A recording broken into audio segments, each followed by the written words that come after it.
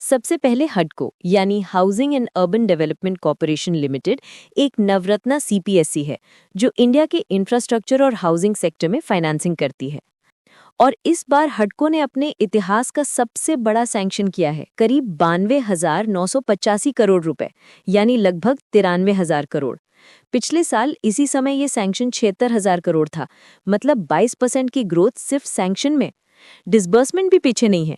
H1 में 26,000 करोड़ का disbursement हुआ, जो पिछले साल के 21,700 करोड़ से 19% ज्यादा है। लोन बुक की बात करें तो पिछले साल H1 में 1,11,000 करोड़ थी, जो अब बढ़कर 1,44,000 करोड़ हो गई है, यानी 30% की ग्रोथ।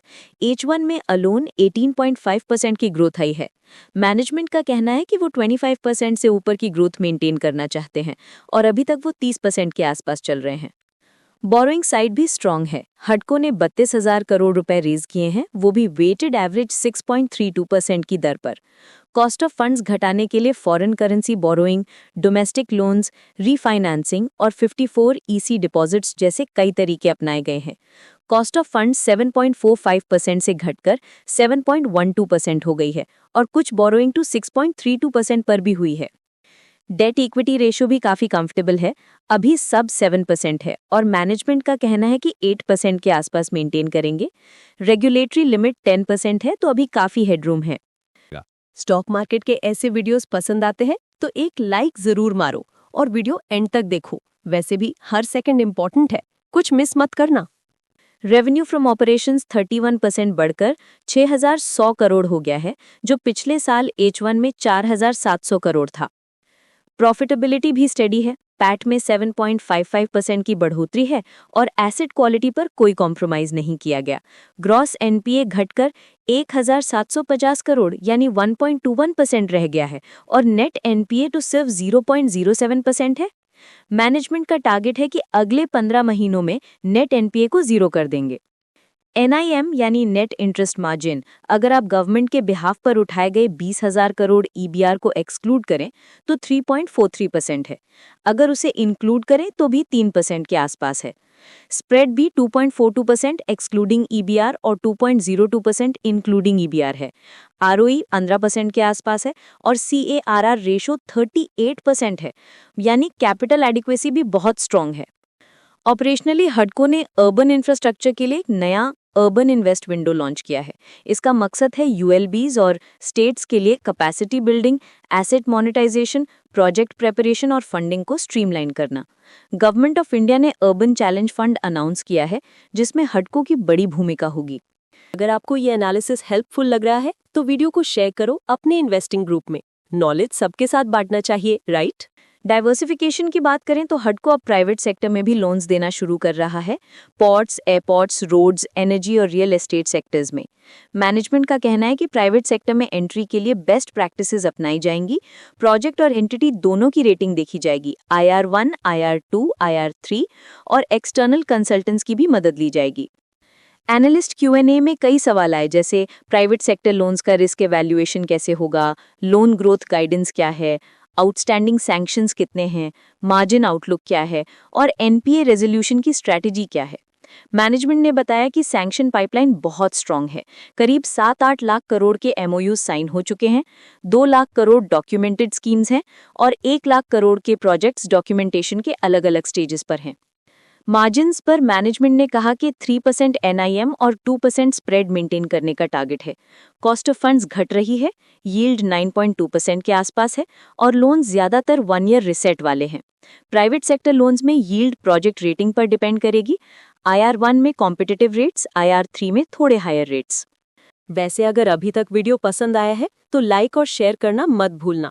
आपका एक लाइक मोटिवेशन देता है और शेयर से और लोग जुड़ते हैं। फॉरेक्स फ्लक्चुएशन पर भी सवाल आया। हडको के पास 2 तरह की फॉरेन करेंसी बोरोइंग है, FCNR लोन्स 1 ईयर मैच्योरिटी और ECBs 5 ईयर्स मैच्योरिटी। FCNR में कुछ लॉसेज हुए हैं, H1 में 176 करोड़ का लॉस हुआ है, लेकिन ECBs पूरी तरह हेज किए गए हैं। मैनेजमेंट का कहना है कि FCNR ऑब्लिगेशंस मार्च तक खत्म हो जाएंगे और आगे कोई नई FCNR ऑब्लिगेशन नहीं ली जाएगी। Disbursement guidance. इस साल 50,000 करोड़ का टारगेट है, जिसमें H1 में 25,000 करोड़ अचीव हो चुका है। सैंक्शन टू डिसबर्समेंट लैग 3 महीने से 1 साल के बीच रहता है। लोन बुक मार्च 2026 तक 1.6 लाख करोड़ का रिवाइज टारगेट है और FY30 तक 3 लाख करोड़ का एम्बिशन है, यानी 25-26% की एनुअल ग्रोथ मेंटेन करनी होगी। एनपीए रेजोल्यूशन पर मैनेजमेंट ने बताया कि Q3 और Q4 में 10 प्रोजेक्ट्स 730 करोड़ प्रिंसिपल रेजोल्यूशन के एडवांस स्टेज पर हैं और 900 करोड़ के रिकवरी टारगेट है।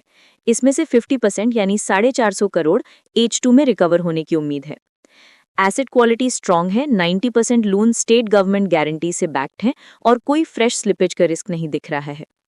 अर्बन इन्वेस्ट विंडो और अर्बन चैलेंज फंड के तहत हडको को 1 लाख करोड़ का बिजनेस पोटेंशियल दिख रहा है, जो अगले 1 से 1.5 साल में सैंक्शन हो सकता है और 2 से 3 साल में डिसबर्समेंट होगा। पीपीपी प्लेयर्स के लिए भी 2 लाख करोड़ का अपॉर्चुनिटी है, जिसमें हडको पार्टिसिपेट कर सकता है। कंपटीशन की बात करें तो मैनेजमेंट का मानना है कि हडको की सेक्टर एग्नोस्टिक अप्रोच और ministry of housing and urban affairs के साथ अलाइनमेंट उन्हें नेचुरल एडवांटेज देता है। फी स्ट्रक्चर कॉम्पिटिटिव रहेगा, ओवरबर्डन नहीं किया जाएगा और फोकस एसेट क्वालिटी पर रहेगा। एनालिस्ट ने मार्जिन ट्रेजेक्टरी पर पूछा कि क्या H2 में NIM 3.1-3.2% तक जा सकता है। मैनेजमेंट ने कहा कि Q3 में 10 बेसिस पॉइंट इंप्रूवमेंट की उम्मीद है और रेपो रेट कट से इंटरेस्ट कॉस्ट और घटेगी। रिकवरी इनकम भी Q3 में बढ़ने की संभावना है।